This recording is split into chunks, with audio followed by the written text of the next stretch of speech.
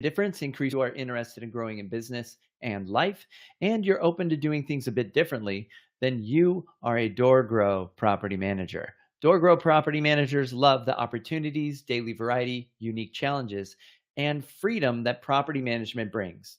Many in real estate think you're crazy for doing it. You think they're crazy for not because you realize that property management is the ultimate high trust gateway to real estate deals, relationships, and residual income. At DoorGrow, we are on a mission to transform property management business owners and their businesses. We want to transform the industry, eliminate the BS, build awareness, change perception, expand the market, and help the best property management entrepreneurs win. I'm your host, property management growth expert Jason Hull, the founder and CEO of DoorGrow, along with Sarah Hull, the co owner and COO of DoorGrow. Now, let's get into the show. All right. So, we were talking this morning about what we should talk about, and we were like, well, what's happened to us sort of this week and what's kind of come up? And you were on we both had an interesting coaching call with one of our clients who is ready to kind of go to the next level in our program. Mhm. One of our clients named Ron. So, Yeah.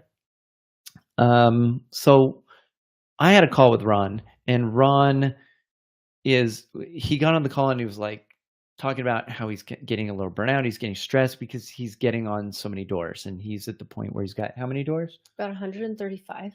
135, and somewhere between 100 and 200 doors is a transitional state. This is where we get clients growing rapidly to break the 100-door barrier, and then it starts to get painful. And then adding more doors does not mean more fun for them personally. And No. so they need to make their business scalable. And so that is the goal, is to make the business scalable so you can have a scalable business.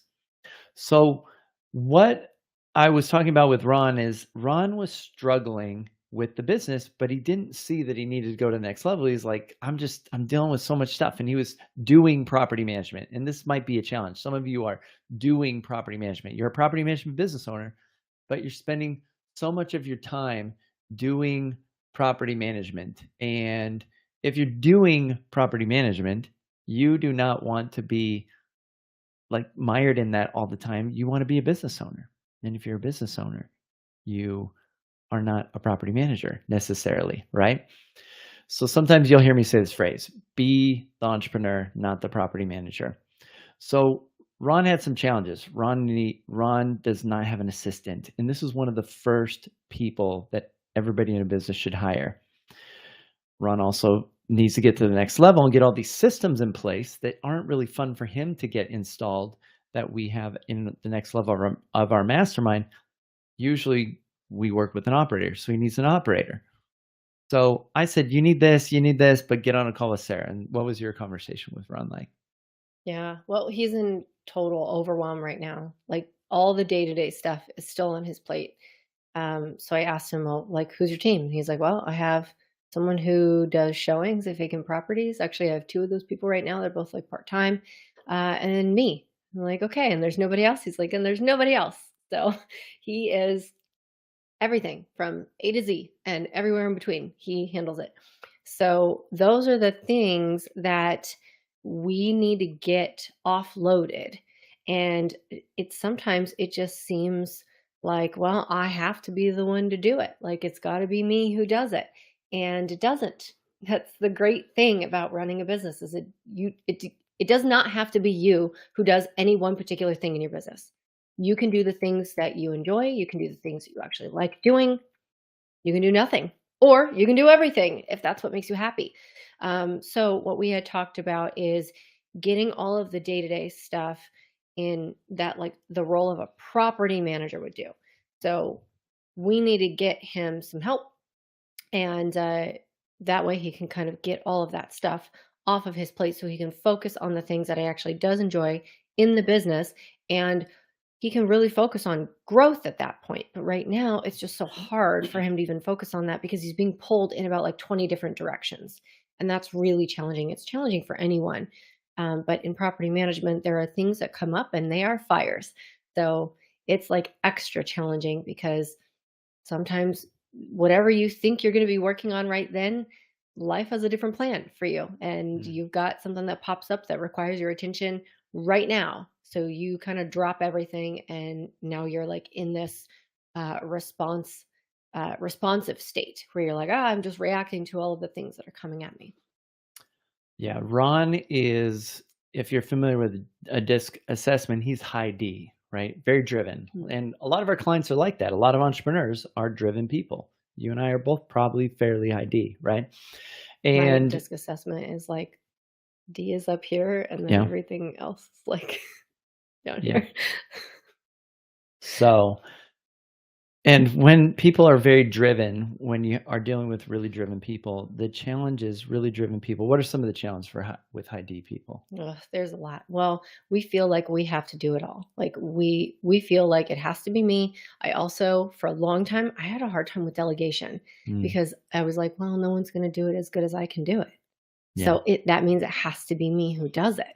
I can give it to somebody, but they're going to mess it up, or like they're going to make mistakes, or like it just won't be done the right way because it's not me who's doing it. Mm, And sometimes you might be right in that thought, but yeah. if someone can do something 70% as good as you, maybe you're not going to get that full 100, but if they could do it 70% as good as you can do it, you can offload it, and you should offload it. That's like the rule. They could do it 70% as good as you, offload it. Yeah, I think with high D individuals, the challenge is, and a lot of you entrepreneurs listening are probably high D. It's pretty common because you need that drive in order to become an entrepreneur to some degree. You need to want more. You need to be willing to push. And some of the things I've noticed with myself is that nothing ever feels fast enough. Mm. It always feels like everything is too slow. So I'm always trying to figure out, how can I help clients go faster? How can I help them get in momentum? And momentum's our drug as entrepreneurs. Like if we're out of momentum, that's our version of sad. A lot of times we're like, I'm not moving forward. I'm not making progress. I don't feel that drug or that addictive trait of or feeling of momentum. And we want to feel like we're moving forward and we're making progress. That feels like winning to us. It feels like life. It feels like we're alive. And some of you, if you're high D and you sit in a stagnant situation for too long, it really sucks all of the joy and life out of you. And so you may have been sitting there for a while. If you haven't added significant amount of doors, if you haven't added like 100 doors in the last year, like a lot of our clients are doing very easily, then you probably are struggling. It's probably feeling like a grind. It's probably not fun. And so, shameless plug, real quick, before we continue talking about high D individuals, which I think is important for all of you here. If you're struggling with this type of thing and you are frustrated with your team, you don't feel like they're moving forward, or you don't have the right team, or you're a little bit, it feels uncomfortable to, offload, or you've tried it a little bit and tried some hiring and it wasn't working out, or existing team, you feel like, gosh, we're just not profitable enough. I'm spending so much money on staff right now. I wish I could take more out of the business. We can help you with that. Reach out to us at DoorGrow. Send us a DM or comment on one of our things, and we'll engage in a conversation. Visit the website. Or go to Visit the doorgrow.com website. The big and pink reach out to button. us. Click that one. Click the pink button. You can book a call. You can watch testimonials, and you can watch a free 95-minute training where I explain how we can help you scale your business and do it without having to spend a dime on advertising, which is also very expensive. All right. So back to what we were talking about. So high D people are impatient. I'm so impatient. They're impatient. And yet, I don't know the comedian's name. I should look it up before I say it probably, but he's like, we're so used to everything, like getting it right now. Like yeah. Amazon, he's like if you really think about it, he's like, years ago, if you wanted something, you would have to get in the car and drive there and go to the store and walk to the store and pick it up and buy it and drive home. And now you have it. And now you can get on this thing called Amazon or the internet and like online shopping, and you can get something. And Amazon has now even increased. You can do Amazon Prime. With Amazon Prime, you can do like 1-day delivery. Oh, it's And Ronnie he's like, Chang. What's his name? Ronnie Chang. Okay. So he's got some good stuff. But Yeah. this is his whole bit. And he's like, I don't want Amazon Prime. He's like, I want Amazon now. He's like, "I Yeah. wanna click the button. I wanna get it now. Like, break into my house and give me the thing that I want. Tell me what I want before I want Yeah. it, and then bring it to me," and go, "Oh, I didn't even know I wanted that, but cool, I have it, and it's mine."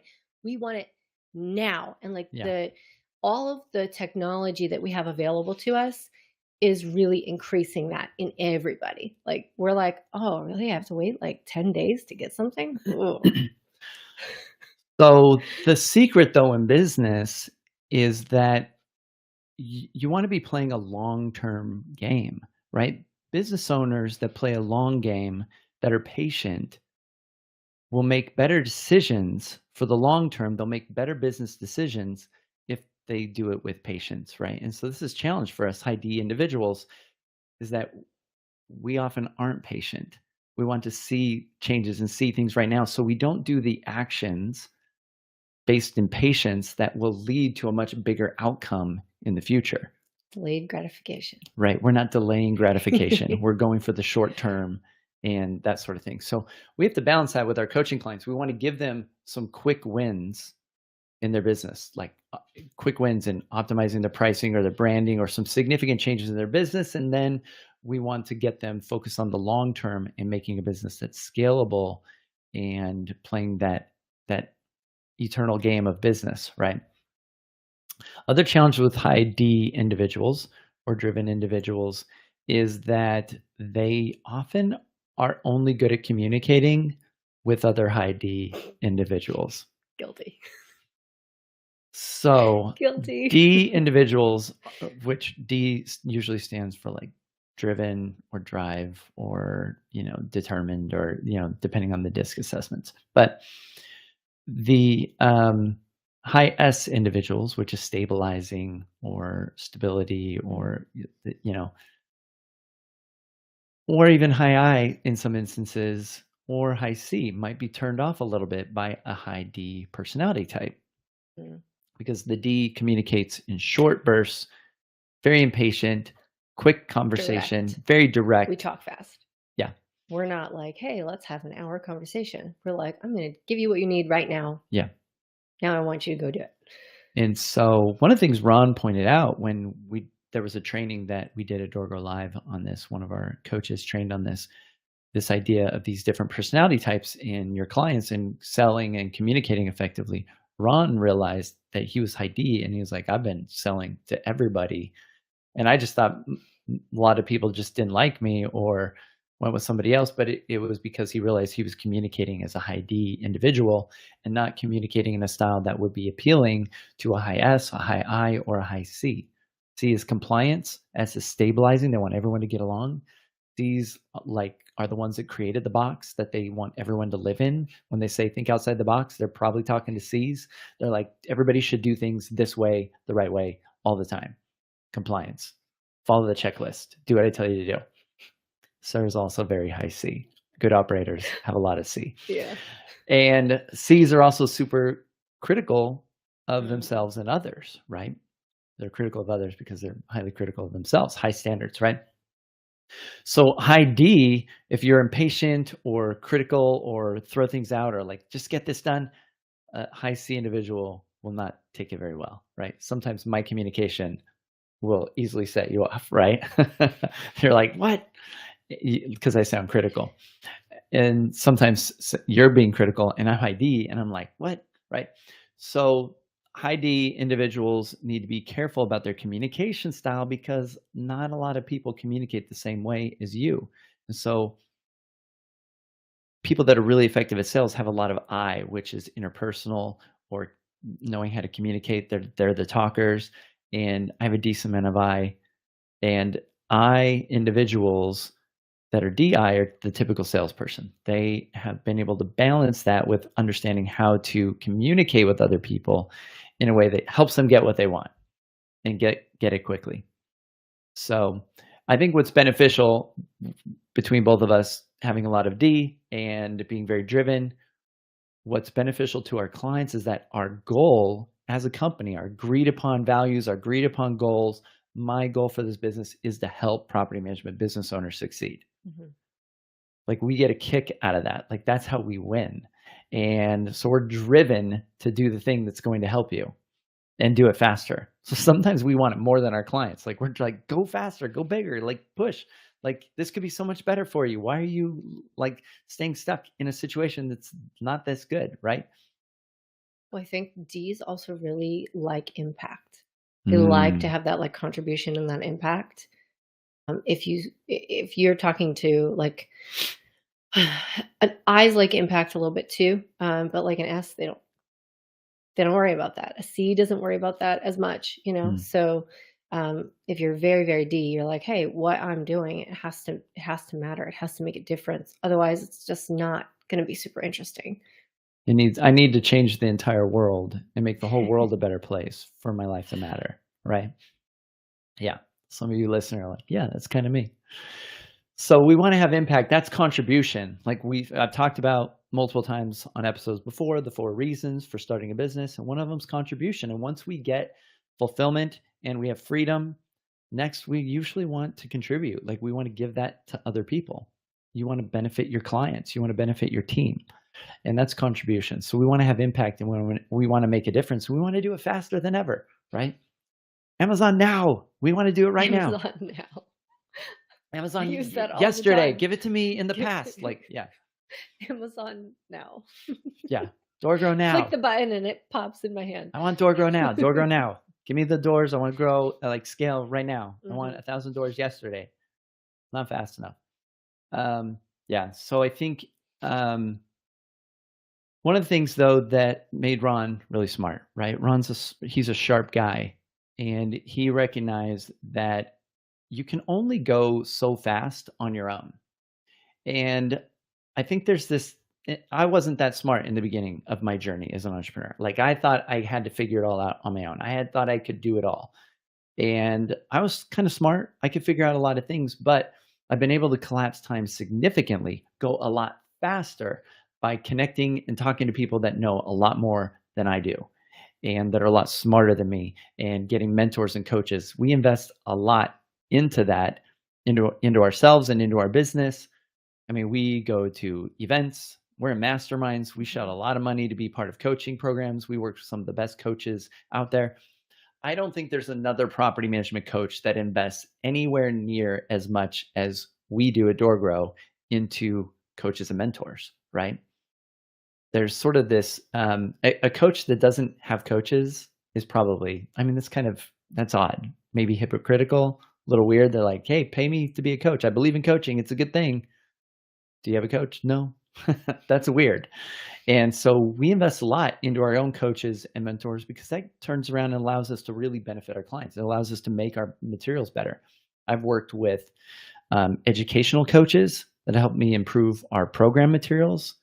We were pushing out one of the things, Heidi, I was pushing out too much information into our trainings and courses to where our students, our clients, would feel that I was really smart. They're like, man, he knows a lot of stuff. Like, there's a lot of really good value here, but they couldn't implement it fast enough because it was too quick.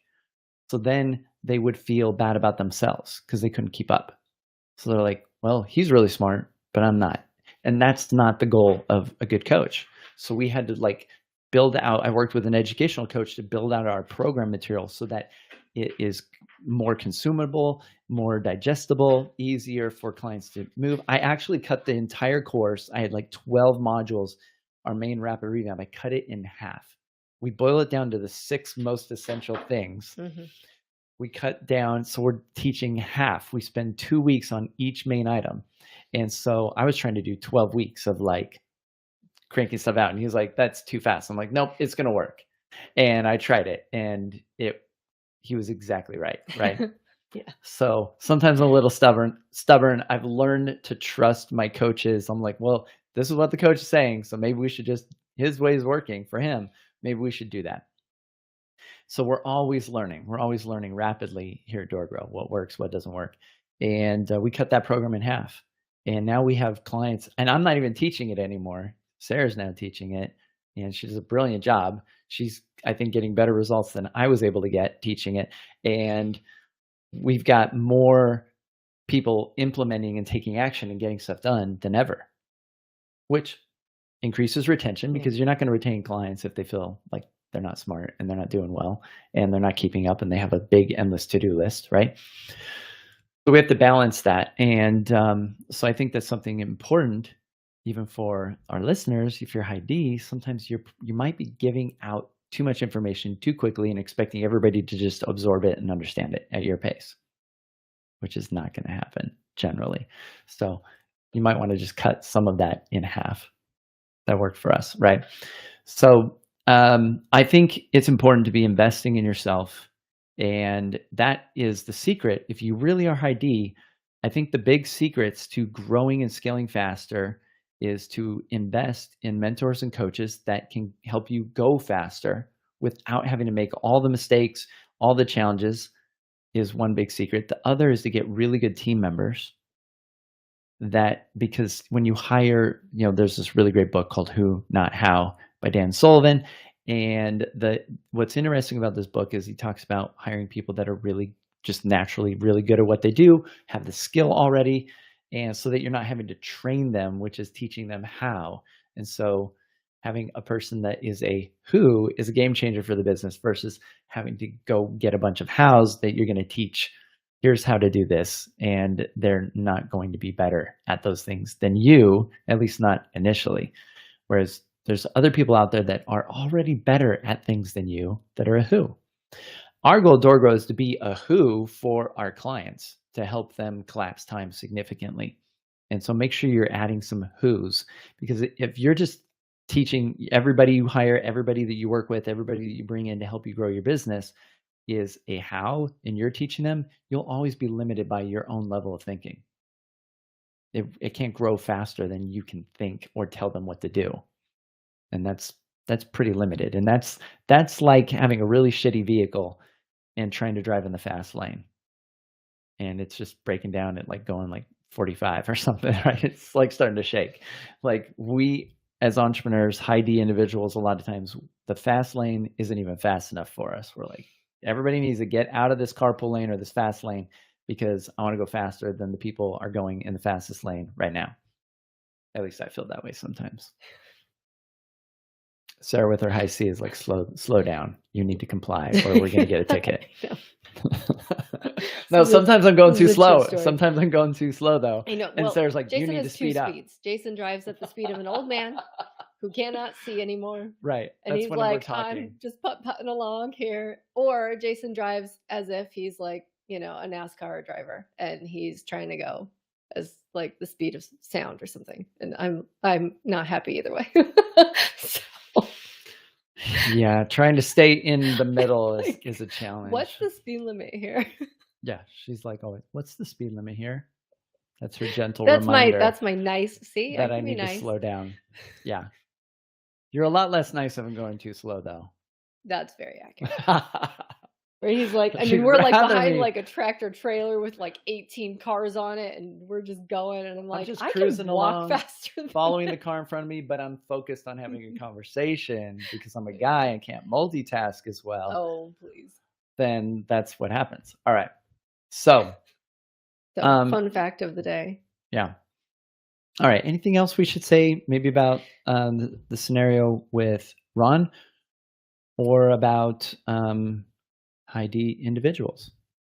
I don't think so. I think if you're feeling like, hey, I'm just needing to offload, but offloading either sounds like scary or like, well, I just don't know. Like if I give that piece up, can I really trust somebody to do that? Then you're not alone. This is a really common question and it's a very common problem. And that problem pretty much gets solved if you have the right team. And we're really good at helping people create their company culture and find the right team, attract and retain great team members. So if that's something you're struggling with, let us know. We'd be happy to help. Awesome. So reach out to us at DoorGrow. We would love to help you. You can check us out at doorgrow.com, our website. And until next time, to our mutual growth. Bye, everyone.